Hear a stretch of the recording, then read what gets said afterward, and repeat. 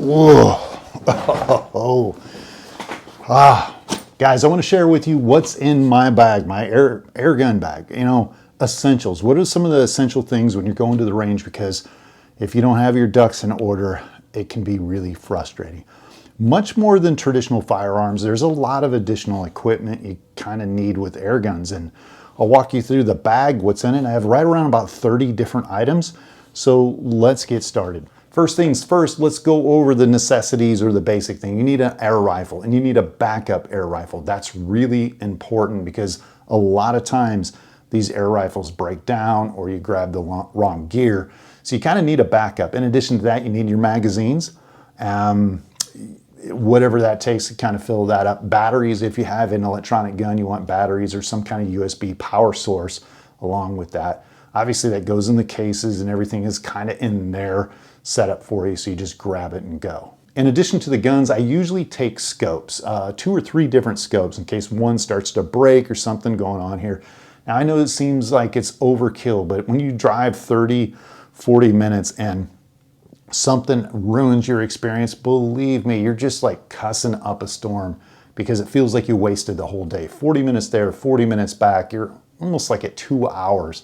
And that's after you unload everything and get everything back in. So you're almost like at a half day's worth of blowing time if you don't make it productive. So let's get into the actual bag first. This is actually a paintball gear bag. One of the better ones I've found, actually, because it has like different holsters and different areas you can store air tanks. And that's kind of one of the things I was shocked in getting into air gunning, how they didn't really have a really good air gun bag for all the things you need. So this actually stores a 98 cubic tank, and that's the biggest one. Here we go. Ugh. Get this out. Stores this big dad. I think this is close to the Great White. I'm not sure what they call it, but it's like a 100 cubic foot tank, and yeah, it fits it in here. Now they make special bags just for these tanks, but I kind of like it. Everything, I can pick it up. I can have a lot of different things in there. So let's get in there. Outside of the air tank, there are on this bag, and this bag, there's actually different areas you can put in little small pup tanks as well. Next item is targets. Obviously, this really sucks. If you forget targets, yeah, you're pretty much done. In addition to that, a staple gun, something that. Now we're going to go over 2 different things area for a traditional gun range, things you need for a traditional gun range, and then things you can kind of ad hoc it, but obviously paper plates work awesome along with a staple gun.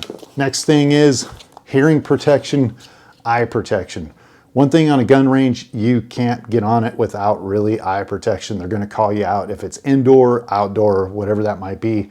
Obviously, hearing aid protection. When you have guys shooting 6.5 Creedmoors next to you, oh yeah, you'll need the best ear protection you can get.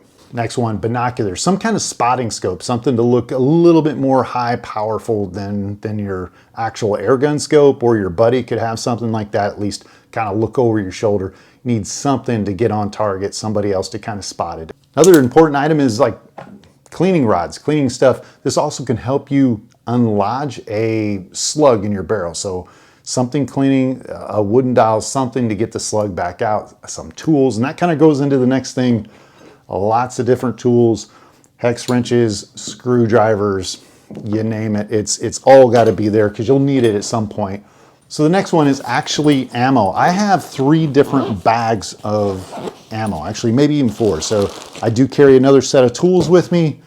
Here's a chrono along with that, and again, extra batteries to go with these battery operated chronos. They go through a ton of juice, believe it or not. And then we get down to the ammo. Have smaller calibers, so the 177 and 20 cal are in one bag.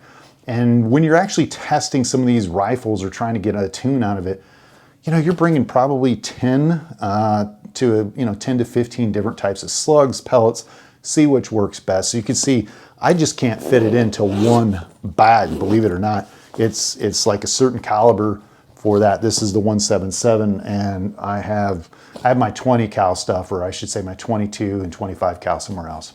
Another item I have is the external regulator. Now this thing is kind of a godsend if you think about it. It saves on air.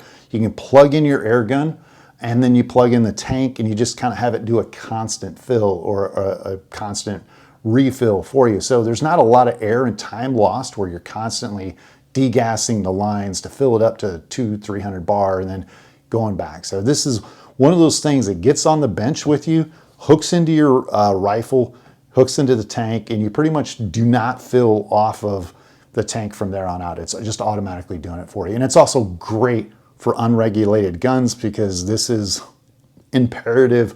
If you're going to tune something without a regulator in it, this allows you to set the PSI to say 2,500, 2,200 and actually get kind of scope it down from 3,000 all the way down to 1,800 PSI to see what pressure works the best in an unregulated gun.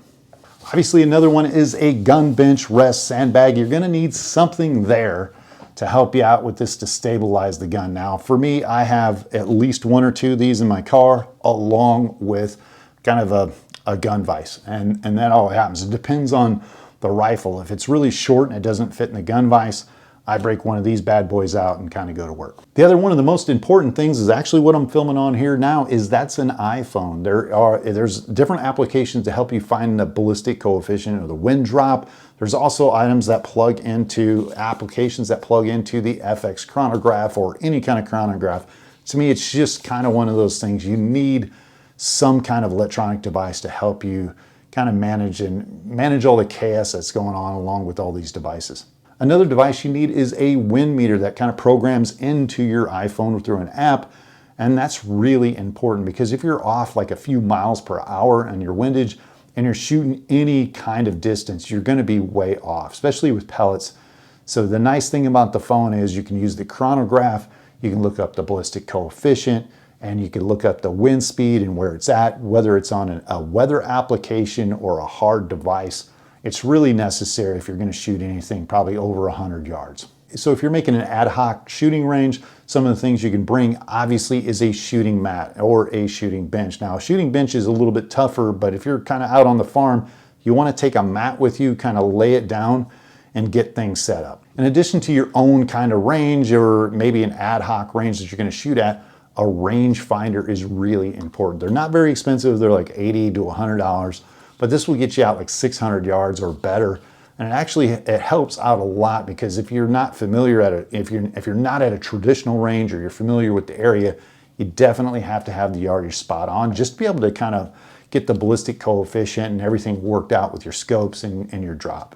There you guys have it. That's my kind of overview of the things. There's probably 20 or 30 things here that you can bring with you, and they're all, in my mind, necessary. This is just going through the trials of just learning the ropes and kind of thinking back like, oh, I needed this tool or I needed this much ammo or this much air, that kind of bag, that kind of situation.